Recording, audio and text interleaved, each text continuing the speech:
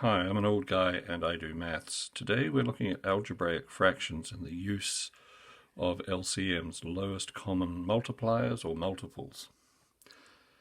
And those of you who've been on the site and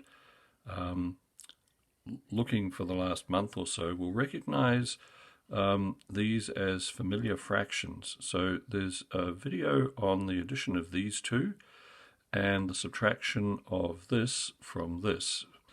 Now today what I've decided to do is put them all together, and we're going to apply the general rule of addition and subtraction of fractions, which is that you need to have a common denominator.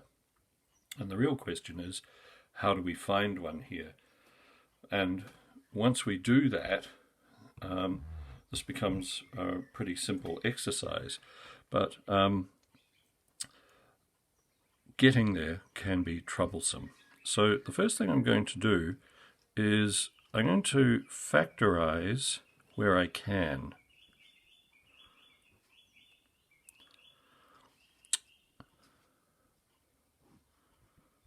There's no factorizing that, but you can see that I've broken that down. I've taken out the common factor, and we've got x minus 5. 2x over, this factorizes to x minus 5 and x minus 1.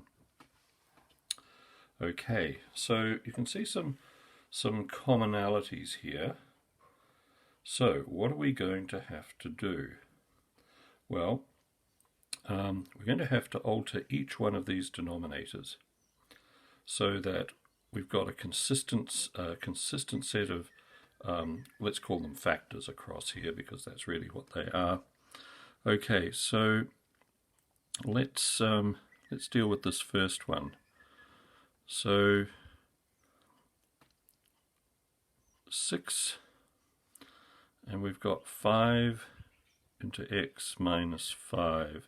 Now what we need to do is we need to multiply this by x minus 1 over x minus 1, which is effectively multiplying it by 1, to make sure that we have this as part of a denominator. Okay, so let's do that. So that gives us 6 into x plus, well, I beg your pardon, x minus 1.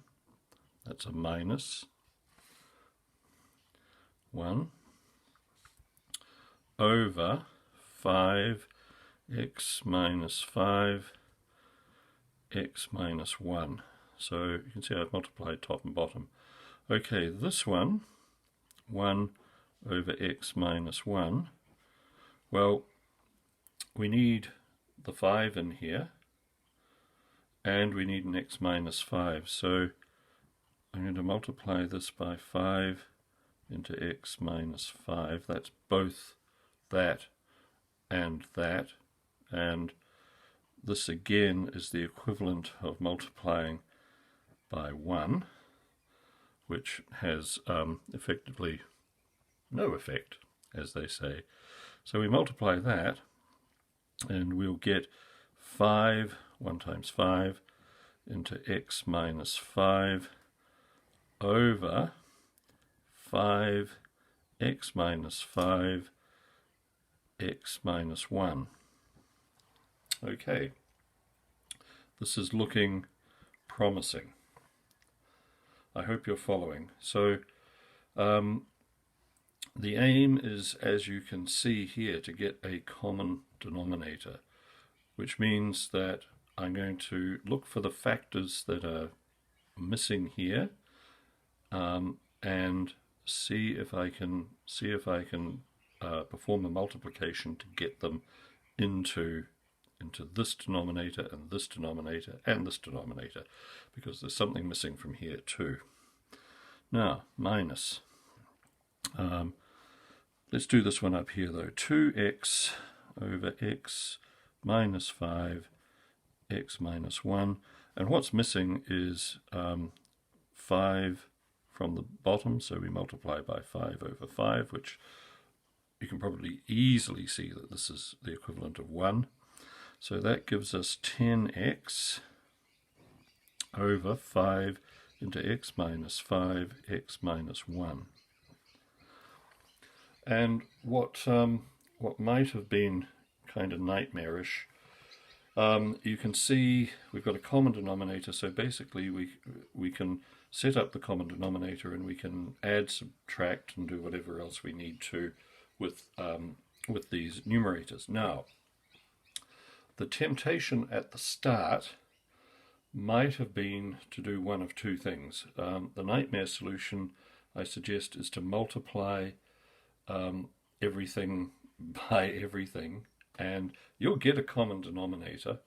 It'll be a quartic, it'll be very unpleasant, and every numerator will have to be multiplied by the two original denominators that weren't included.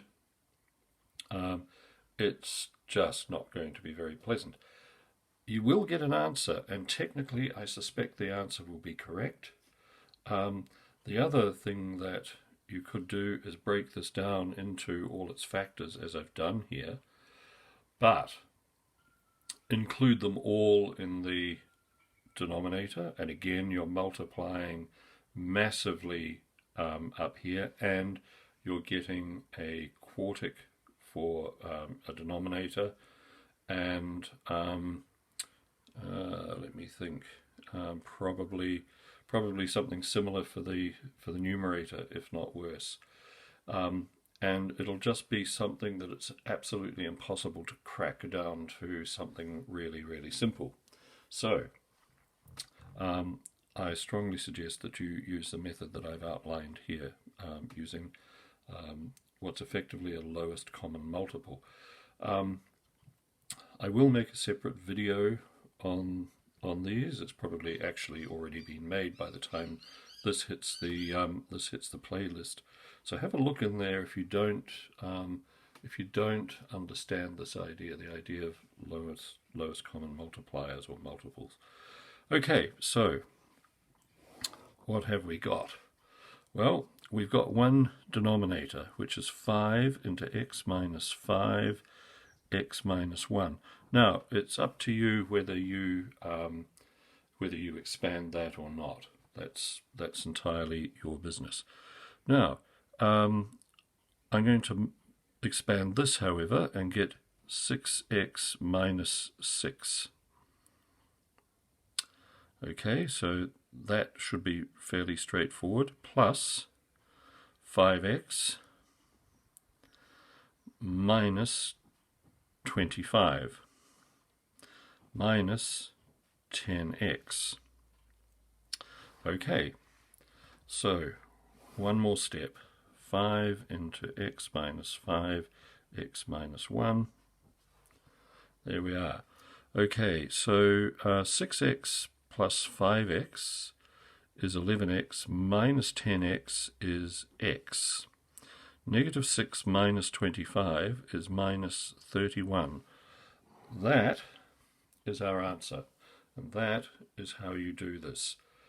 Now, the outcome that you might have got using the other ways that I suggested wouldn't look like this, but I suspect that if you put a value into it for x and expanded it and worked it all out, you would find that if you put the same number into this, you might get the same answer. But the instruction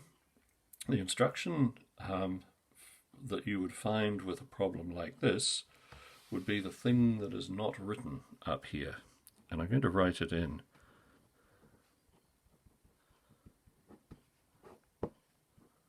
Simplify. That's what we're trying to do. Okay, that's the simple version. Thanks very much for watching. I hope you found this useful. If you did, please like and subscribe, and I'll see you next time. Bye.